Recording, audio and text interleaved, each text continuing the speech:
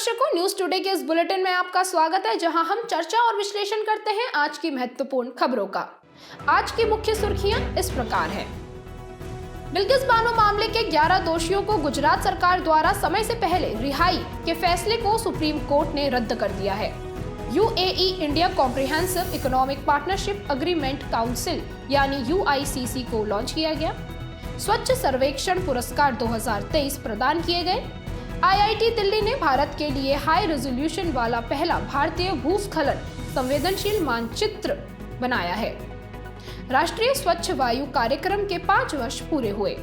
विश्व आर्थिक मंच ने green hydrogen enabling measures road map for adoption in India नाम से रिपोर्ट जारी की है।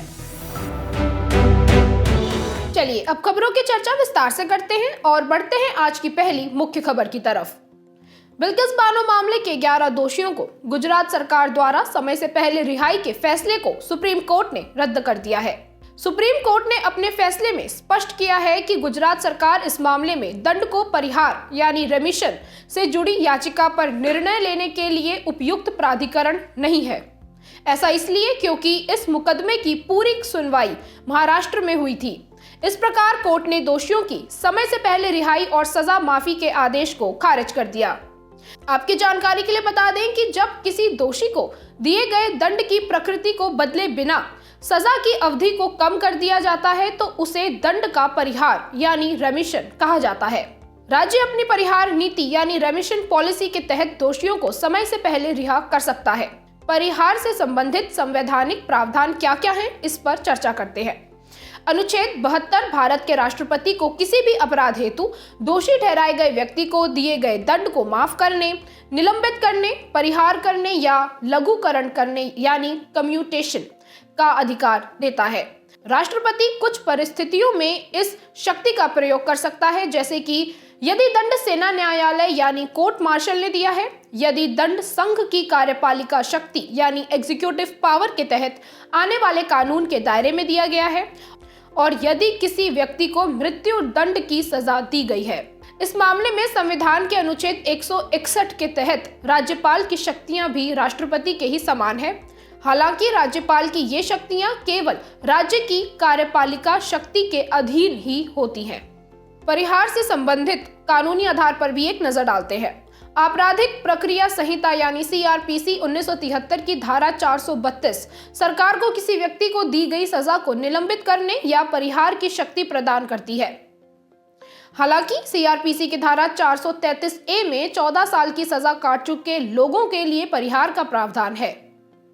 परिहार को लेकर सुप्रीम कोर्ट के कुछ और फैसलों पर भी नजर डालते हैं। लक्ष्मण नस्कर बनाम भारत संघवाद 2000। सुप्रीम कोर्ट ने कहा था कि दंड के परिहार के लिए कुल 5 आधारों पर विचार किया जाना चाहिए।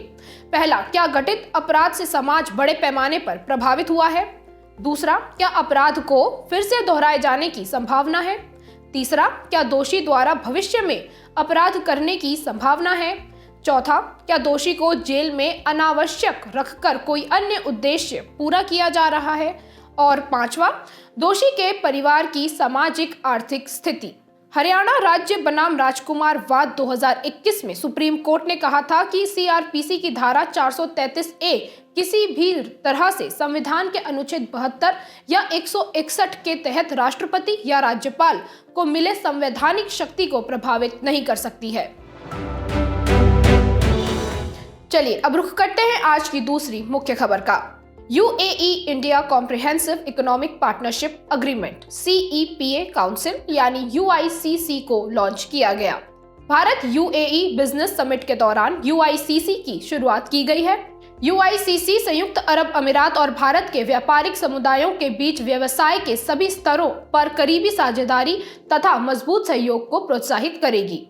यूआईसीसी मुख्य रूप से स्टार्टअप्स, महिला उद्यमियों, सूक्ष्म लघु और मध्यम उद्यमों यानी एमएसएमईज और सर्विस सेक्टर पर ध्यान केंद्रित करेगी।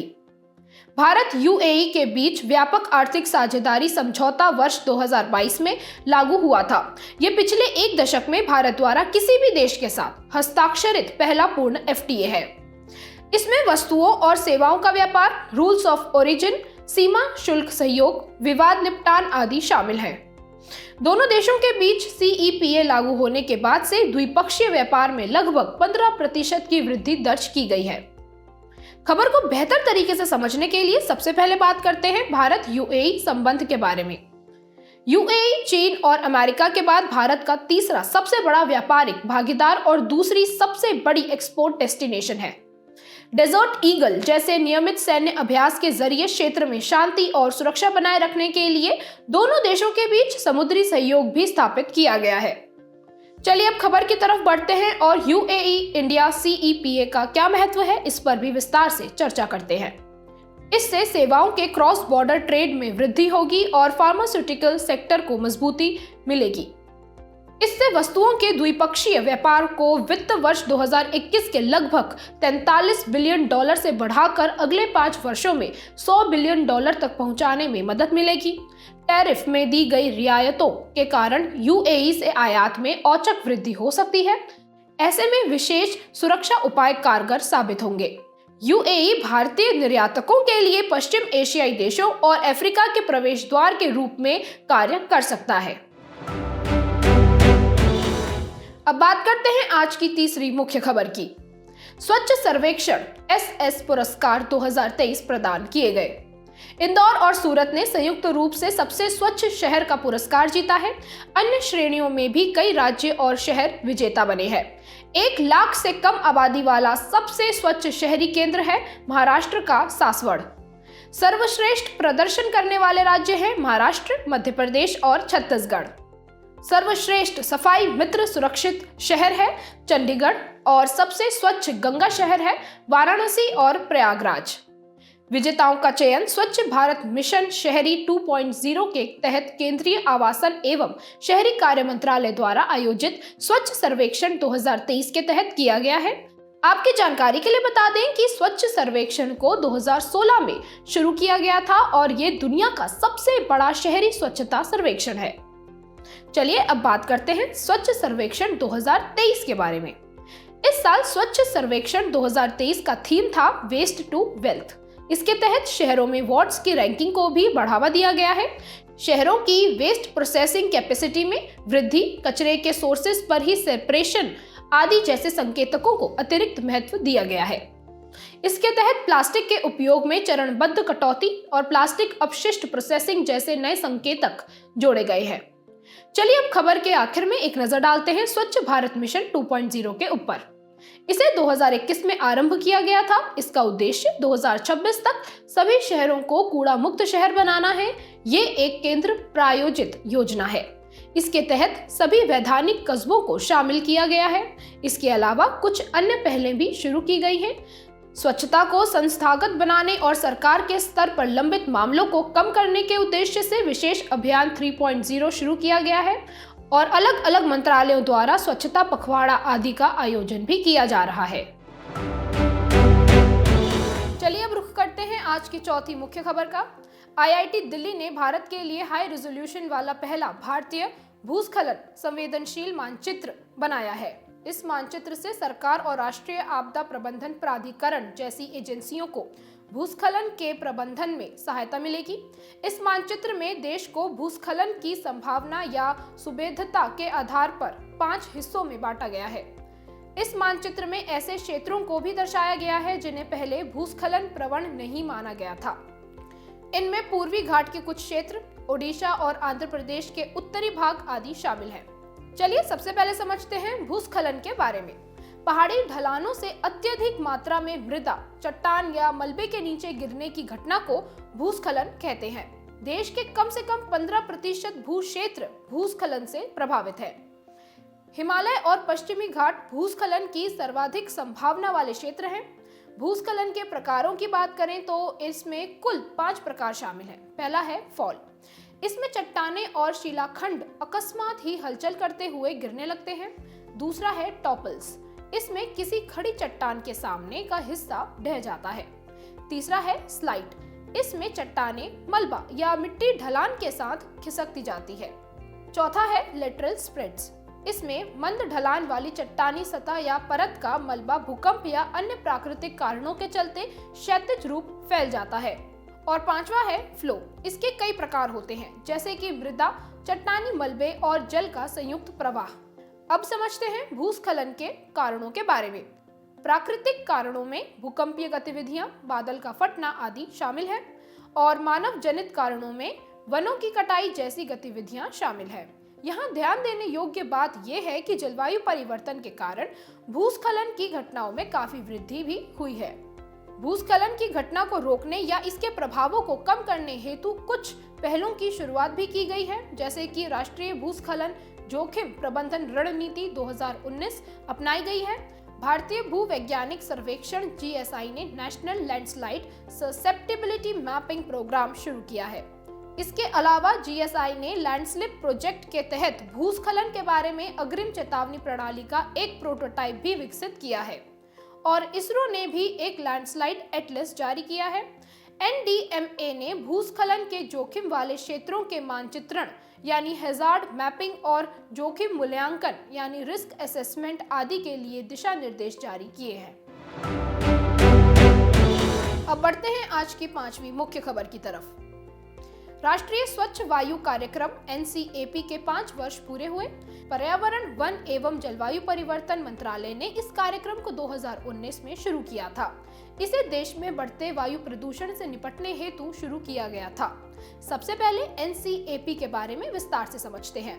इसका लक्ष्य सभी हितधारकों को शामिल करके 24 राज्यों के 131 शहरों में वायु की गुणवत्ता में सुधार करना है। इन 131 शहरों में नॉन अटेनमेंट सिटीज और मिलियन प्लस सिटीज शामिल है। केंद्रीय प्रदूषण नियंत्रण बोर्ड CPCB ने नॉन अटेनमेंट सिटीज को परिभाषित करते हुए बताया है कि ऐसे शहर जिनकी वायु गुणवत्ता लगातार 5 वर्षों तक राष्ट्रीय परिवेशी वायु गुणवत्ता मानकों के अनुरूप नहीं रही है, उन्हें नॉन अटेनमेंट सिटीज के रूप में चिन्हित किया जाता है।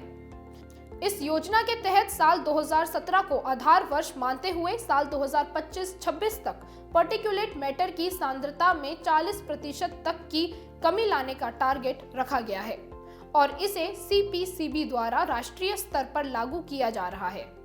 इसके तहत राज्य सरकारों और उनकी एजेंसियों द्वारा राज्य तथा शहरी स्तर पर सिटी एक्शन प्लान लागू किया जाता है।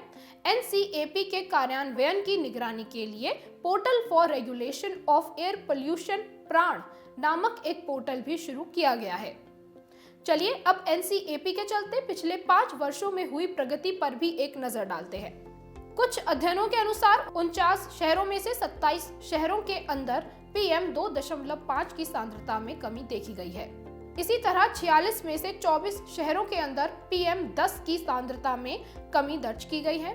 इतना ही नहीं, आगरा, जोधपुर, वाराणसी जैसे कई शहरों में PM 2.5 और PM 10 की सांद्रता में उल्लेखनीय कमी देखी गई है। वायु प्रदूषण को कम करने के लिए कुछ अन्य पहलों की भी शुरुआत की है, जैसे कि राष्ट्रीय परिवेशी वायु गुणवत्ता कार्यक्रम, graded response action plan, Bharat stage 4 के बाद सीधे भारत स्टेज 6 उत्सर्जन मानकों को अपनाया गया है और faster adoption and manufacturing of electric vehicles in India scheme. चलिए अब रुख करते हैं आज की आखिरी मुख्य खबर की ओर। विश्व आर्थिक मंच ने green hydrogen enabling measures road map for adoption in India नाम से रिपोर्ट जारी की है। नवीकरणीय ऊर्जा का उपयोग करके इलेक्ट्रोलिसिस या बायोमास के जरिए उत्पादित हाइड्रोजन को ग्रीन हाइड्रोजन कहते हैं। वर्तमान में भारत प्रति वर्ष 6.5 मिलियन मीट्रिक टन्स हाइड्रोजन का उत्पादन करता है। इसका उपयोग मुख्य रूप से पेट्रोलियम रिफाइनरियों और फर्टिलाइजर प्रोडक्शन में किया जाता है। सबसे पहले ये समझते हैं कि ग्रीन हाइड्रोजन को अपनाने की आवश्यकता क्यों है। भारत में ट्रांसपोर्टेशन, शिपिंग और स्टील जैसे सेक्टर्स को डिकार्बनाइज करने और 2070 तक निवल शून्य उत्सर्जन के लक्ष्य को हासिल करने के लिए ग्रीन हाइड्रोजन को अपनाने पर बल दिया जा रहा है। भारत में ऊर्जा की मांग लगातार बढ़ती जा रही है। ऐसा अनुमान है कि ऊर्जा की मांग 2030 तक 35% बढ़ सकती है। ग्रीन हाइड्रोजन से जुड़े मुद्दों की बात करें तो ग्रीन हाइड्रोजन की उत्पादन लागत बहुत अधिक है। 1 किलोग्राम ग्रीन हाइड्रोजन के उत्पादन में लगभग 4 से $5 का खर्च आता है। नवीकरणीय ऊर्जा की निरंतर आपूर्ति में कई बाधाएं आती हैं। इसके अलावा बैटरी स्टोरेज प्रणाली भी आर्थिक रूप से किफायती नहीं होती है। यूरोप के साथ साथ साउथ कोरिया और जापान जैसे देशों में नवीकरणीय संसाधनों की कमी है। ऐसा अनुमान है कि भविष्य में ये देश ग्रीन हाइड्रोजन के लिए महत्वपूर्ण बाजार के तौर पर उभर सकते हैं, जबकि इन देशों के साथ भारत के व्यापार में अभी भी कई बाधाएं मौजूद हैं। अब बात करते हैं भारत में ग्रीन हाइड्रोजन से जुड़े इकोसिस्टम का विस्तार करने के लिए सोचे गए उपायों के बारे में। पहला है आपूर्ति पक्ष संबंधी उपाय। इसके तहत ग्रीन हाइड्रोजन की उत्पादन लागत को कम करके $2 प्रति किलोग्राम तक लाया जाना चाहिए और ग्रीन हाइड्रोजन के उत्पादन, भंडारण और परिवहन से संबंधित लागतों को समाप्त किया जाना चाहिए। दूसरा है मांग पक्ष संबंधी उपाय। बंदरगाहों पर ग्रीन हाइड्रोजन के उत्पादन और भंडारण हेतु सुविधाएं विकसित करनी चाहिए। इससे ग्रीन हाइड्रोजन से जुड़ी भारत की निर्यात क्षमता का लाभ उठाया जा सकेगा। ग्रीन हाइड्रोजन के उत्पादन में प्राकृतिक गैस जैसे कार्बन गहन साधनों के उपयोग पर जुर्माना लगाया जाना चाहिए। खबर के आखिर में बढ़ते हैं नेशनल ग्रीन हाइड्रोजन मिशन की तरफ। इस मिशन का लक्ष्य भारत को ग्रीन हाइड्रोजन के उत्पादन, उपयोग और निर्यात के मामले में एक वैश्विक केंद्र बनाना है। इसके 2 उप मिशन है, strategic intervention for green hydrogen transition और दूसरा स्ट्रेटेजिक हाइड्रोजन इनोवेशन पार्टनरशिप। चलिए आखिर में अब बात करते हैं सुर्खियों में रहे व्यक्तित्व की। हमारे आज के व्यक्तित्व हैं स्वामी विवेकानंद। इनका जन्म साल 1863 में हुआ था। स्वामी विवेकानंद की जयंती के अवसर पर राष्ट्रीय युवा दिवस मनाया गया। स्वामी विवेकानंद भारत के एक महान दार्शनिक और समाज सुधारक थे। उनके बचपन का नाम नरेंद्र नाथ दत्त था। उन्होंने धार्मिक दर्शन की प्राचीन प्रणाली वेदांत को लोकप्रिय बनाया और 1887 में रामकृष्ण मिशन की स्थापना की, जिसका नाम उन्होंने अपने गुरु स्वामी रामकृष्ण परमहंस के नाम पर रखा था।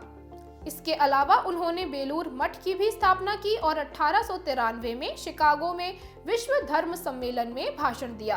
राजयोग, कर्मयोग स्वामी विवेकानंद जी की प्रमुख साहित्यिक कृतियां हैं। हम स्वामी विवेकानंद जी से करुणा, निस्वार्थता आदि जैसे जीवन मूल्य सीख सकते हैं। चलिए अब बात करते हैं आज की संक्षिप्त सुर्खियों की। अंतर्राष्ट्रीय न्यायालय में सुनवाई के दौरान दक्षिण अफ्रीका ने इजराइल पर फिलिस्तीनियों के खिलाफ नरसंहार करने का आरोप लगाया है। सुप्रीम कोर्ट ने हाल ही में एक पूर्व मंत्री की अंतरिम जमानत अवधि को बढ़ाया है। अंतरिम जमानत सीमित समय के लिए दी जाती है। ये नियमित जमानत या अग्रिम जमानत याचिका की सुनवाई से पहले दी जाती है। मिलन 24 अभ्यास एक बहुराष्ट्रीय नौसैनिक अभ्यास है। इसका आयोजन हर 2 साल में एक बार होता है। लंदन स्थित हेनले एंड पार्टनर्स ने हेनले पासपोर्ट इंडेक्स जारी किया है। हेनले एंड पार्टनर्स वस्तुतः नागरिकता और निवास संबंधी मामलों की विश्व स्तरीय सलाहकार फर्म है। कई एकेडमिक अध्ययनों से पता चला है कि मोमेंटम इन्वेस्टिंग से बहुत अधिक रिटर्न मिल सकता है। ये शेयर बाजार में निवेश का एक तरीका है। वित्त मंत्रालय ने कोयला नियंत्रक संगठन के पुनर्गठन को मंजूरी दे दी है।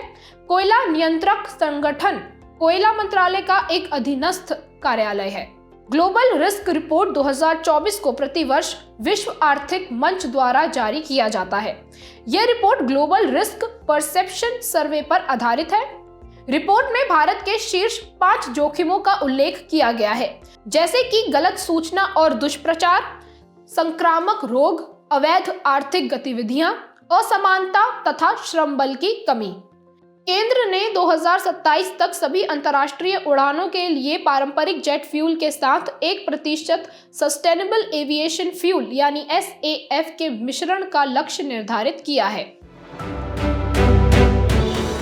जाने से पहले आपकी समझ की परीक्षा के लिए डालते हैं एक नजर हमारे स्पेशल सेगमेंट प्रश्नोत्तरी पर।